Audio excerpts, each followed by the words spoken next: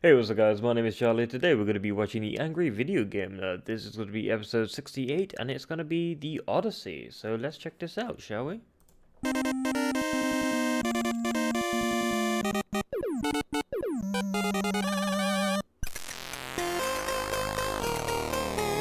game fucking sucks! Fucking sucks! Fucking sucks! Fuck! Wow, I just shot down a duck by saying fuck. It's like puking on a pile of shit. I wasted all my time on this shit. I want it back. It ruined my life. Man, fuck this game. Fuck it to hell. Fuck it to oblivion. Fuck it to damnation of mankind. Yippee-ki-yay, motherfucker!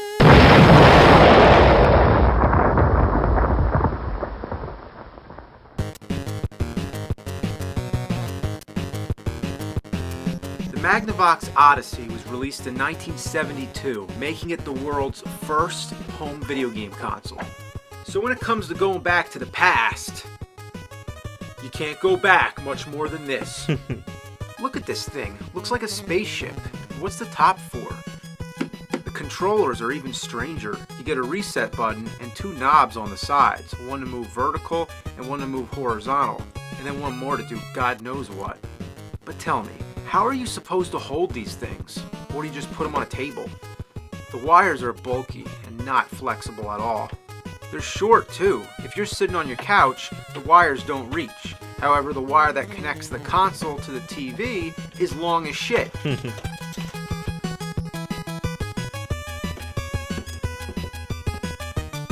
Wow. Alright, I guess you're supposed to play with it on your lap or on the floor. Alright, now we're ready to play some Odyssey. Oh, of course, I forgot one thing. We need a game. These are the games. Wow. Pretty elaborate, right? The titles are the best part. Like, what are some of the games you grew up with? Maybe Wrecking Crew on the NES, or Afterburner on the Sega Master System, or how about Game Number 1 on the Odyssey? There's no power button. When you put the game in, the console starts up.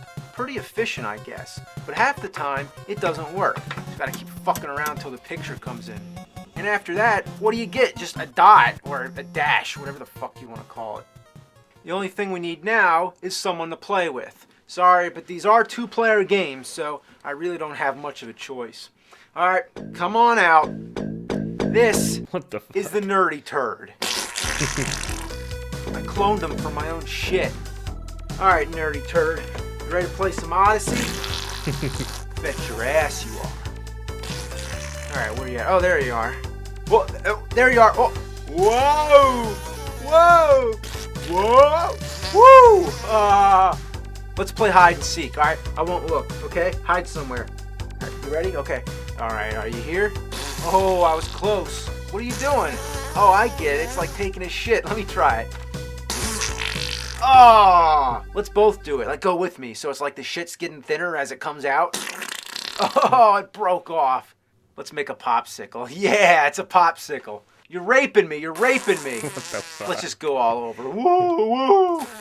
Man, people in 1972 must have been bored out of their minds. You really got to use your imagination because the Odyssey doesn't have sound. And when you think about it, it doesn't have graphics either. Yeah, check out all the stuff that comes with the system. You have chips, cards, dice, a scoreboard, and most important, the overlays. This is the substitute for graphics. They come in two different sizes depending which kind of screen you have. The games themselves are all the same thing, just two dots on the screen, but they're all programmed slightly different. The instruction manual is absolutely imperative because without it, you wouldn't know the right combination, which game and which overlay. Let's try some tennis. You just stick this son of a bitch on the screen here and you're all set. Now isn't that exciting? Yeah, you just gotta make all your own sound effects. You can cheat too. If you turn this little knob here, you can steer the ball. Yeah, that's not fair, is it? We're playing dirty now, motherfucker. When in a tennis game would the ball ever fly around somebody? It's surreal because you can move wherever you want. It's not like you have to stay on your side of the net. So the players have to keep their own rules and their own score. That's right, the game doesn't even keep score. It's a fucking free-for-all. Wow. Now let's try the skiing game.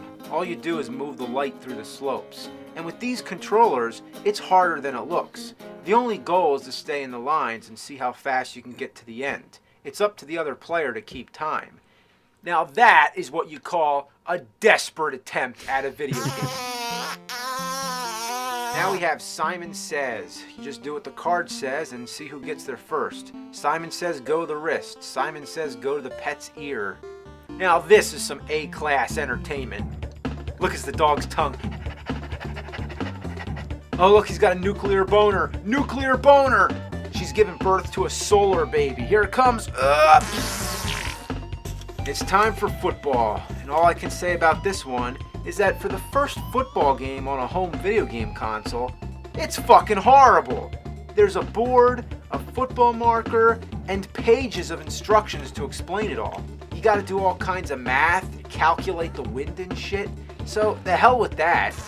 Hockey. This one's more fun. You just try to drive the puck into the opponent's net.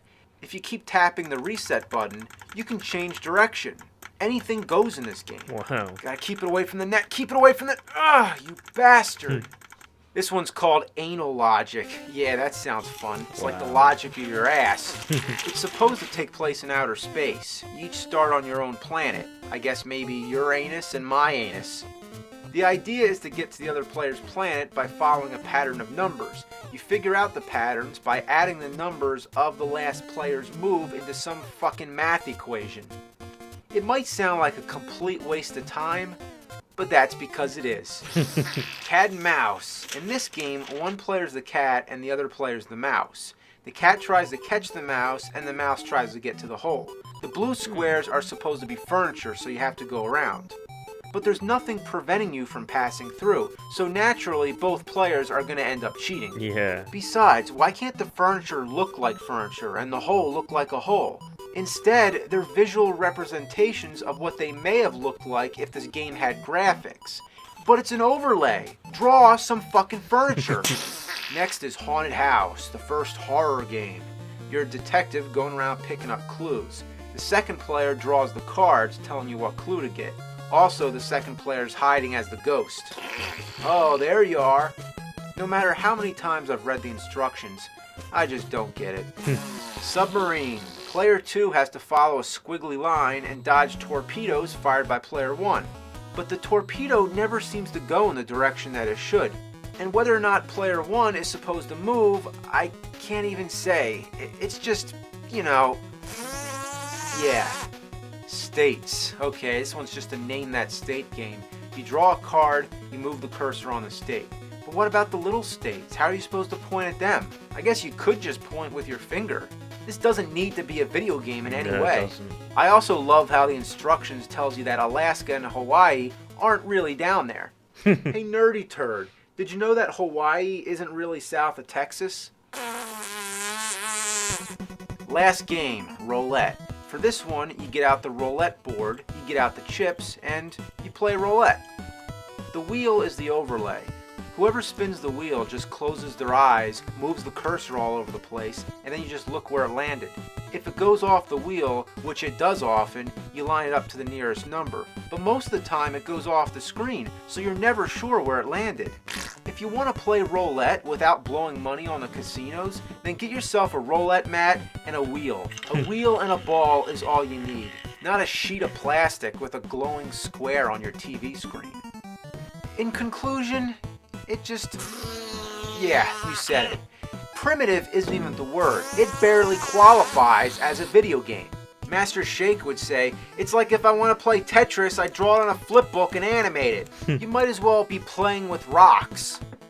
But to be fair, the Odyssey lived up to its name, an Odyssey being a long and eventful journey. It truly was. For the first video game console, we went skiing, played tennis, went around the world, went to the casinos, went to outer space, submarines, cats and mice, and a haunted house.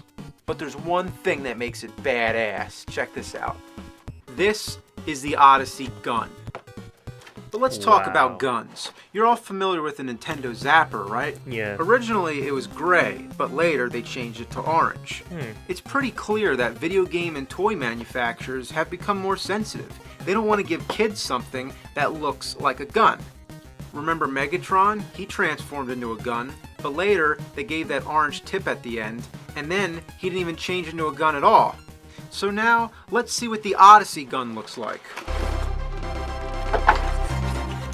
Damn, that is one cool looking gun. Well, the Odyssey doesn't fuck around. No, it I mean, doesn't. this is what you call a gun. Yeah. I mean, look at it. It's a gun. It's a fucking rifle. Yeah. I mean, they could never get away with this nowadays. You could never, ever... It just blows my mind that there could exist a video game console that has a gun like this. Let's try it out. Alright.